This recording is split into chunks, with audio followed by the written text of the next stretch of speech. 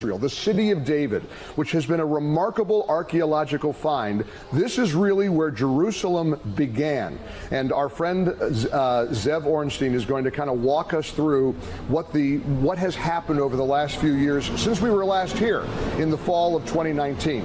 At the entrance of the city of David is this beautiful plaque that reads, "The city of David brings biblical Jerusalem to life at the very place where the kings and prophets of the Bible walked.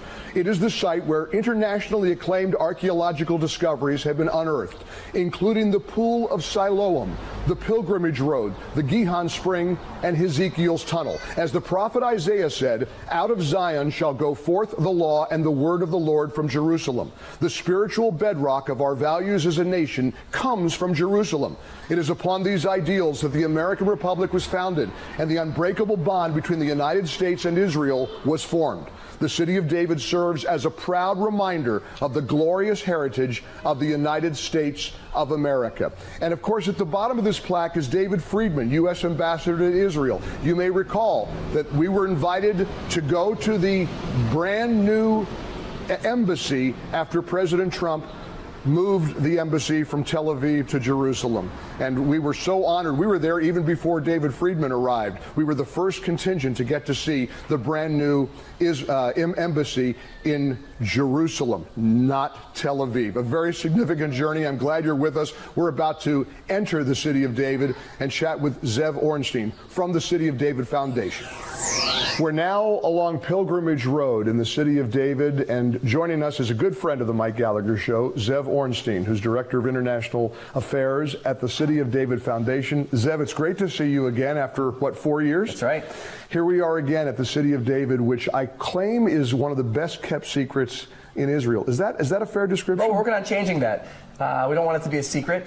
Today, you have over 1 million people a year coming through the city of David. When someone wants to understand the significance of Jerusalem, historically, spiritually, also politically, they are coming to the city of David. Because up until 150 years ago, everyone was looking for Jerusalem in the wrong place. Right. Everyone thought it must be the old city of Jerusalem, the Western Wall, the Via Dolorosa, but the place where the kings of the Bible ruled and the prophets of the Bible preach is actually just outside the old city here in the city of David, the place where Jerusalem began. And that's where we are right now. Right. Now, I started this segment reading a plaque that was not here when we visited 4 years ago. Talk about the significance of that powerful message about the alliance between the United States and Israel. So one of the last things that the previous administration did before leaving office was they recognized the city of David as a heritage site, but not as a Jewish heritage site and not as an Israeli heritage site. They recognized it as an American heritage site, which is why there's a giant American flag on that plaque.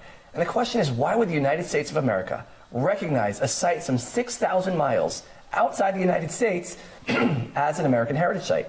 And the answer is very simple, which is they realized that the bedrock upon which the United States of America was established is what's known as the Judeo-Christian heritage.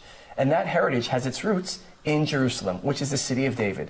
What makes the relationship between our two countries so special is not democracy, high-tech, or shared enemies, but we're the only two countries left in the world today that still were both founded upon and aspire to live up to the values that come from Jerusalem, what's called the Judeo-Christian heritage. The roots of that heritage is literally where we're standing right now. To Bible-believing Christians, this is such a holy site, and I wanted to come to back to the area which you refer to as the podium. But talk about the significance of these stones that are elevated right behind us where we stand. So we're standing right now on a half-mile stretch known as the Pilgrimage Road. This is what I call the biblical superhighway. Anywhere you wanted to go in Jerusalem 2,000 years ago, this is the road that would take you there, leading up from the Pool of Siloam, up through the city of David, up to the temple, atop the Temple Mount, some 2,000 years ago. This was the bustling heart of Jerusalem in the times of the temple, going back to the time of Jesus, 2,000 years ago. Now, you would have had, according to the historian Josephus, nearly 3 million people, say on the Passover festival, making pilgrimage up along this very road, wow, these stones, this road, and archaeologists discover something unique. So far, the only one of its kind found in Jerusalem, found here in the city of David, along the Pilgrimage Road, and this is this podium over here, which is very relevant to the work that you're doing every day. Right. Imagine 2,000 years ago, someone has a message they want to share, a political message, a spiritual message, an ethical message they want to preach. What are they going to do? They're going to get up here and they're going to give their message. And if they're interesting, someone will stop and listen. The people will gather here, they'll listen. And if not, someone else will get up and give it a go. But this is where you're giving your stump speech. This is where you're giving whatever message you have to share. You could imagine the likes of whom 2,000 years ago would have been standing, walking along this road, standing on this podium, speaking to all the people gathering here. And it is believed that Jesus Christ spoke from this podium, correct? Well, here's what I could tell you. I could tell you that if you believe that there was a historic Jesus 2,000 years ago, then he was Jewish. He would have gone with all the Jews down to the Pool of Siloam and the city of David to cleanse. He would have walked up this very road that we're standing on, the pilgrimage road going through the city of David up to the temple on the Temple Mount, and if he had a message to share, this is where it would have been shared from. This is the beating heart of Jerusalem 2,000 years ago. And the amazing thing is, there's likely no place in the world that means more to more people as a source of meaning, identity, faith, purpose, inspiration than Jerusalem. For billions, not millions. Many will recognize the Pool of Siloam as the spot where Jesus healed the blind. That's our next stop here on this journey today through the city of David.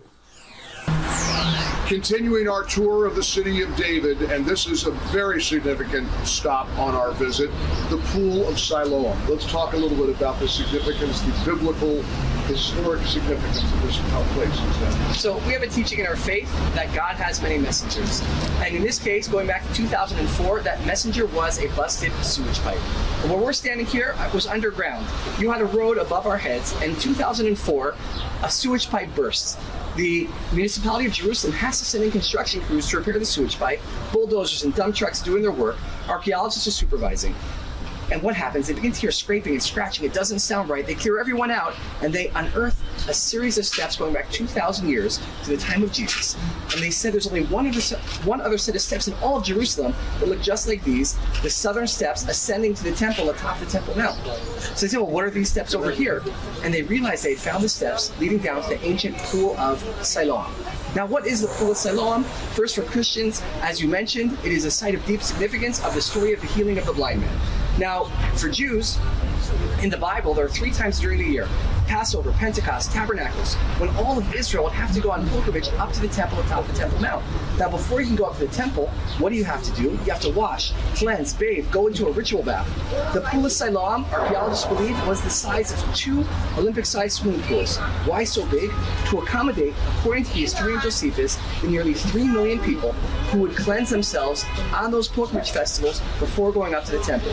And what the archaeologists here of the Israel Antiquities Authority are involved in is excavating, unearthing the Pool of Siloam. The steps that we see over here, only unearthed a few months ago, had not been seen in 2,000 years. Literally bringing Jerusalem, the Jerusalem of the Bible, back to life.